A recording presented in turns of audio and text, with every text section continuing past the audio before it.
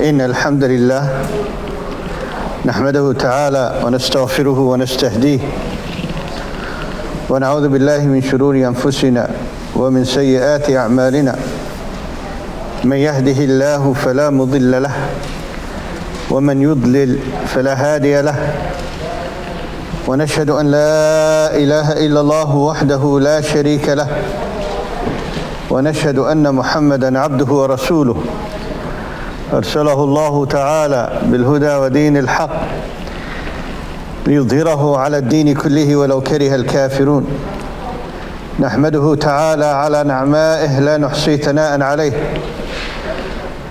وكما أثنى على نفسه أو أثنى عليه رسوله عليه الصلاة والسلام نشكره ولا نكفره نؤمن به ونتوكل عليه هو مولانا وعلى الله فليتوكل المؤمنون ثم أما بعد أحبتي في الله.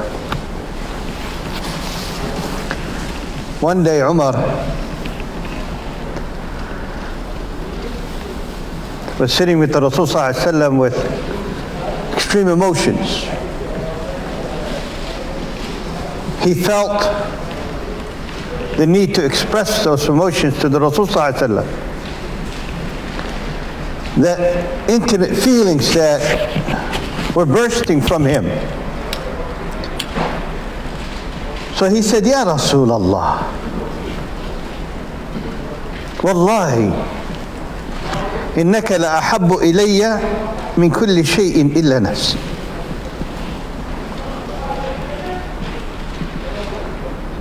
Something amazing. You are more beloved to me than everything except myself.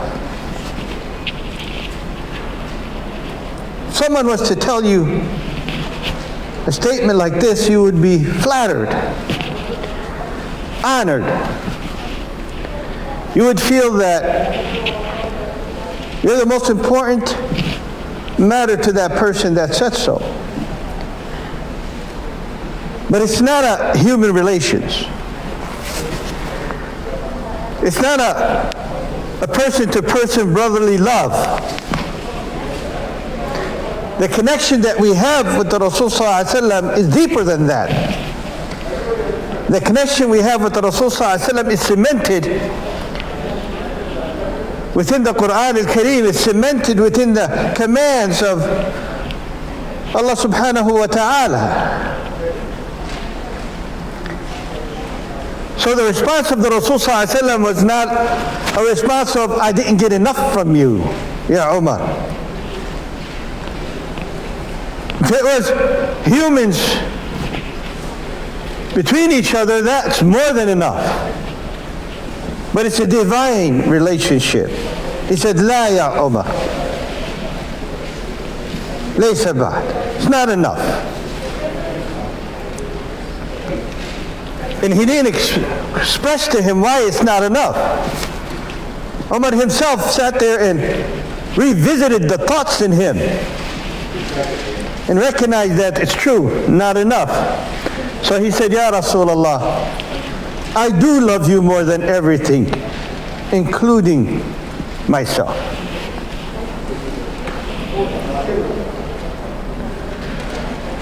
Including myself. What the world doesn't understand, that our relationship with the Rasul sallallahu alaihi wasallam is based on a divine intervention, an order cleared by the hadith of the Rasul sallallahu alaihi wasallam.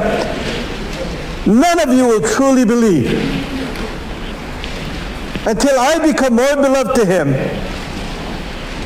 than himself or his fathers or his sons and everything else. لن يجد أحدكم طعم الإيمان حتى أكون أحب إليه من ولده ووالده والناس أجمعين. All humanity.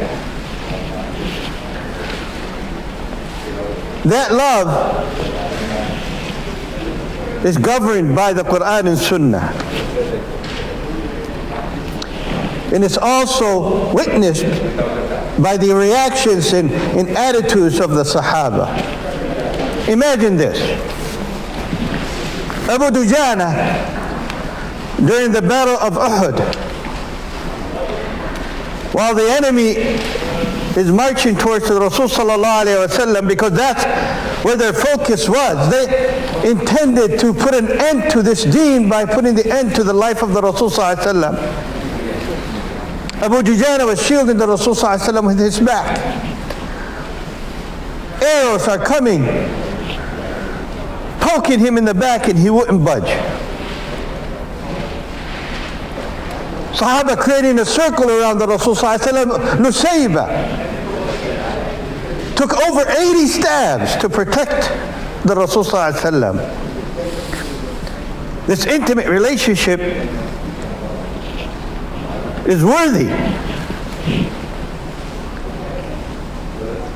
If Allah subhanahu wa ta'ala himself chose to take the Rasul sallallahu alayhi wa sallam as the most beloved to him of all of his creations, what does that mean to us? He gave him al-maqam al-mahmud, a position that no other will share.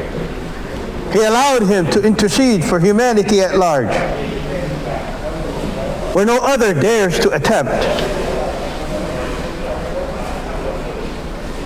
He denied all the entrance of Jannah until the gates are open to the Rasul sallallahu alaihi wasallam.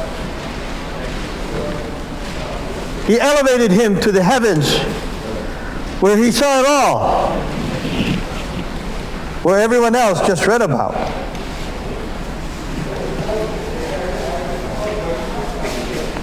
He allowed his deeds to be multiplied, where the rest are only equal to what they done. He gifted him with the miracle of his own words, where the rest of the prophets were blessed with miracles of material aspects. Allah subhanahu wa ta'ala demanded that true faith only goes through the love of the Rasul sallallahu alaihi wasallam. And the love of Allah subhanahu wa ta'ala can only be witnessed by following the Rasul sallallahu alayhi wa sallam. قُلْ إِن كُنْتُمْ تُحِبُّونَ اللَّهَ فَاتَّبِعُونِي يُحْبِبْكُمُ اللَّهُ وَيَغْفِرْ لَكُمْ ذُنُوبَكُمْ.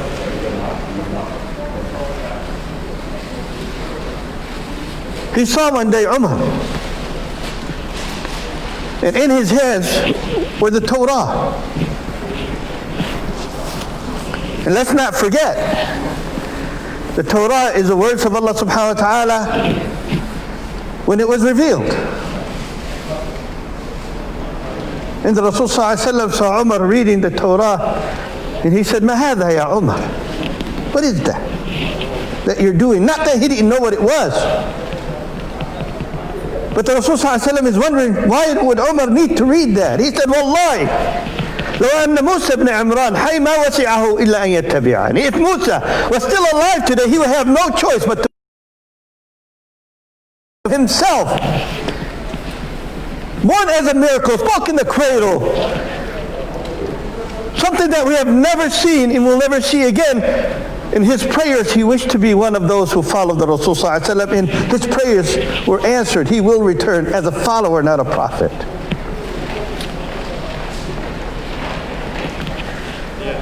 So when people ask us our relationship with the Rasul sallallahu alaihi wasallam, not that he's divine himself, but the relationship itself is divine. Check this out. Abu Bakr as-Siddiq was thirsty one day. He had a drink. And the Rasul sallallahu alaihi wasallam was there.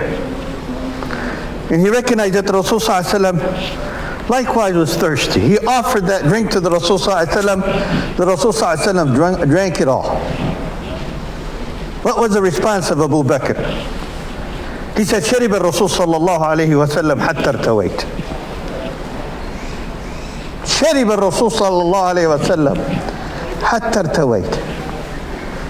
The Rasul sallallahu alaihi wasallam drank until my thirst went away. hear that? Until my thirst went away. It's not that simple that we read that the Sahaba would address the Rasul by saying, بِأَبِي أَنْتَ وَأُمِّي يَا رَسُولَ اللَّهِ. بِأَبِي أَنْتَ وَأُمِّي يَا رَسُولَ اللَّهِ. I sacrifice my father and mother for you, Ya Rasulullah. One of the ambassadors of Quraysh,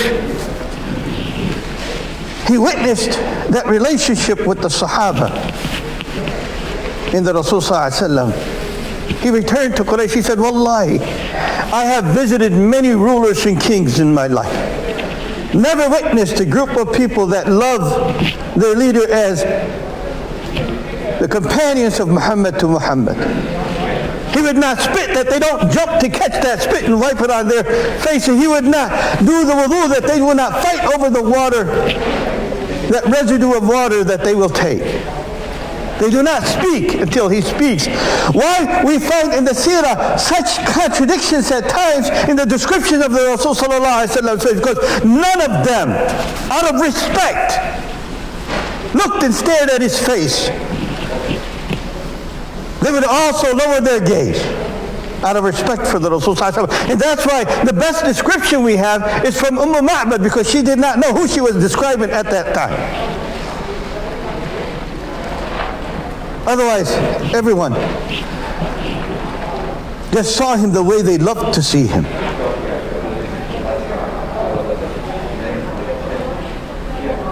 Incredibly amazing what you see, how he impacted people's lives. One would enter only carrying hate and animosity towards the Rasul Sallallahu Alaihi Wasallam. He would put his hand on his chest and pray for him, and he walks out not loving anyone more than loving the Rasul Sallallahu Alaihi Wasallam. You can read that with what Safwan ibn Umayyah have said. He had such a beautiful temper. Al-Abbas says in the hadith that Abu Sufyan was coming to negotiate with the Rasul Sallallahu Alaihi Wasallam. So he rushed him to the Rasul Sallallahu Alaihi Wasallam while Umar was in pursuit, because he knew if he reached the Rasul Sallallahu Alaihi Wasallam, he would be forgiven. That's what they knew about the Rasul Sallallahu Alaihi Wasallam: forgiveness and mercy and love and care. And he would just talk in such calmness and such amazing demeanor. He said, Ya Abu Sufyan, hasn't the time came for you to say, La ilaha illallah? He said, yes. And hasn't the time came for you to testify that I am his messenger? He said, not yet. One of us would what? Jump and say, what am I going to do to you? The Rasul continued to talk to him in the same calmness and demeanor and patience and love. He found a way to reach the heart of Abu Sufyan, and it was just a matter of months. We find Abu Sufyan amongst the few that stood next to the Rasul to defend him in the Battle of Hunayn. Thumamah ibn Athar, an assassin at hire. He came to the city of Medina to execute what he was hired for, only to find the Rasul share a meal with him, sit and chat with him, keep him company for 3 straight days. Yes, tied to one of the pillars of the masjid, but in comfort he had the best of companions to talk to. And each day Rasul will offer him the best that he has, even though he came with the worst of intentions. At the end of 3rd day, he let him go. And the result we all know. The daughter of Adi ibn Hatim, she said to her brother, come to the Rasul and approach him. Wallahi, none approaches him that he doesn't forgive.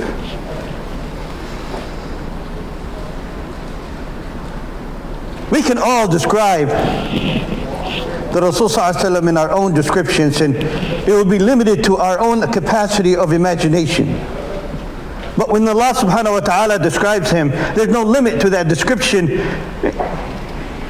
in that attribute. He said, وَمَا أَرْسَلْنَاكَ إِلَّا رَحْمَةً لِلْعَالَمِينَ. That word rahmah is relevant to what Allah ta'ala is saying, not relevant to our own imagination, because our imaginations are limited. وَإِنَّكَ لَعَلَى خُلُقٍ عَظِيمٍ. That azim is described and said by Allah subhanahu wa ta'ala. That azama we cannot imagine. That azama is seen on the day of judgment, when all prophets are worried about themselves and he's over there, ana laha, to intercede for all of us. That azama and mercy is witnessed when not one individual that has the slightest left of faith in their heart is left in hell because of his interceding after the permission of Allah subhanahu wa ta'ala for him to do so. That is why we love the Rasul sallallahu alayhi wa sallam. We love him because he thought of us. He wished to see us. He said one day to his companions, "Ya laytani ara ikhwani." I wish I could see my brothers. Can you just imagine that? Think about it for a moment. The way that Rasulullah viewed you is as a brother. He described you in the relationship with him as his kin. Not just followers, not just believers, but brothers. Sahaba were there, Ya Rasulullah, alasna ikhwanuk. Are we not your brothers? He said, no. You're my companions. And let's not misunderstand, companionship is way better. But kinship is way tighter. He said, Ikhwani are those who came after me, did not see me, but believed in me. As all prophets are to rush themselves to Jannah, where will you find the Rasul sallallahu alayhi wa sallam? Waiting for us at the Hawd. Can you just imagine? He's waiting there for those who followed him to offer them the drink of Al-Hawd. Result that they will never feel thirsty again. He was gentle. So gentle that animals felt it. Trees felt it. He was given a khutbah usually by leaning against a palm tree. The Sahaba decided to put a podium for him, a minbar, so he can be seen since the numbers have grown. All of a sudden the masjid is hearing weeping. He stops, walks down to the palm tree, holds it between his arms, and says, would it pleases you to be my palm tree in Jannah? A camel ran away from its owner. He was abusive. Where did it run away to? To the arms of the Rasul sallallahu alayhi wa sallam. Spoke to the Rasul sallallahu alayhi wa sallam of its trials with its owner. And the Rasul sallallahu alayhi wa sallam disciplined the owner for that. When care was involved, he didn't hesitate to speak up. There was a man next to him that saw the Rasul sallallahu alayhi wa sallam kissing his grandchildren. He said, I have so-and-so kids. Never kissed one of them. He said, what can I do with a man that has no mercy in him? He was doing his prayers one day as an imam, and his grandchild hopped on his back. Stayed in his sujood, would not lift up until his grandchild had enough of play. Sahaba were worried that something harmful has happened to the Rasul sallallahu alaihi wasallam. He said, I hated to disrupt the play of my grandchild. Brothers and sisters,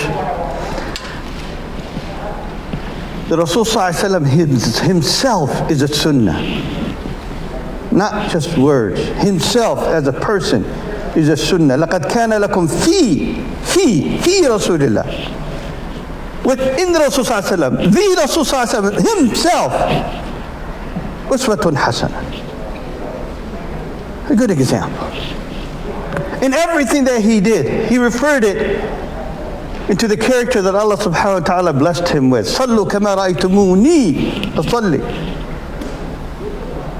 خُذُوا مَنَاسِكَكُمْ خُذُوا عَنِّي مَنَاسِكَكُمْ. So when we feel the Rasul sallallahu alaihi wasallam in our presence, it's not a holiday that we have one day of the year. That day he was born is the greatest day in history of mankind.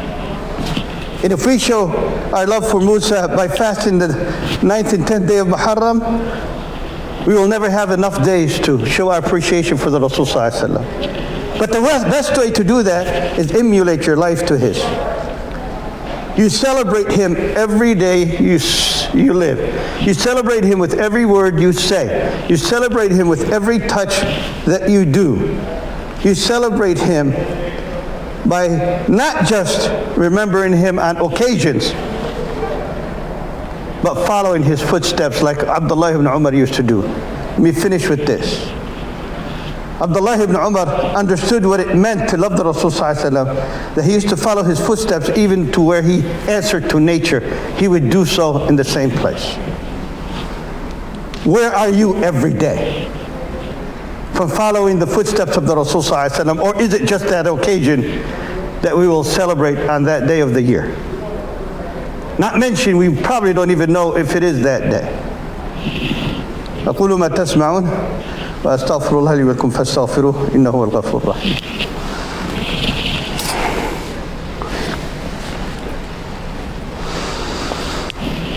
إن الحمد لله نحمده تعالى ونستغفره ونستهديه ونعوذ بالله من شرور أنفسنا ومن سيئات أعمالنا من يهده الله فلا مضل له ومن يضلل فلا هادي له ثم أما بعد.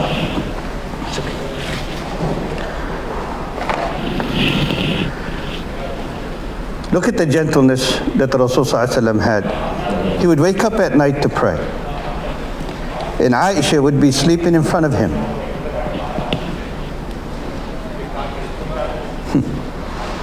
And each time he would go down for sujood, he would reach his hand to tap on her thigh so she can fold her legs. He didn't scream at her, "Get out of my way." He used gentleness. There were people from Abyssinia, they came to show their war dance in the masjid. She said, "Ya Rasulullah, I wish to watch." She used his shoulder to lean on. And he wouldn't rush her to walk away. He would say, "Had you had enough, Aisha?" "Not yet." She actually said later, "I had enough." But she didn't want to find herself depart from that intimate closeness with the Rasul sallallahu alaihi wasallam. Let me say this. Where are you with your family in reference to the Rasul sallallahu alaihi wasallam? Where are you with your kids, with your neighbors, with all folks? Yes, we get angry that there are others out there that speak ill of the Rasul sallallahu alaihi wasallam. But we should respect the Rasul sallallahu alaihi wasallam by living his life, not necessarily by contradicting his teachings by harmful acts against people that are innocent. What's happening in France is definitely unacceptable by their president and surely not acceptable by folks that kill the innocent.